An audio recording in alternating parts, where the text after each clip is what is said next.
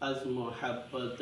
মুর্দা জিন্দা মিশাওয়াত, আজ মোহাব্বত মুর্দা জিন্দা মিশাওয়াত, আজ মোহাব্বত তলখশিরি মিশাওয়াত। ও দুনিয়ার মুসলমান ইমানদার আল্লাহর গোলাম,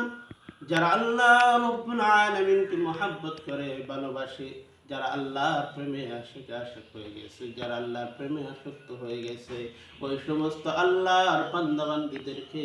আল্লাহ তাআলা বেশি মহব্বত করেন। আর যারা আল্লাহকে বেশি মহব্বত করেন তাদের কাছে দেখবেন শীতের সময় কনকনে ঠান্ডা, যেই ঠান্ডার মধ্যে ঠান্ডা পানি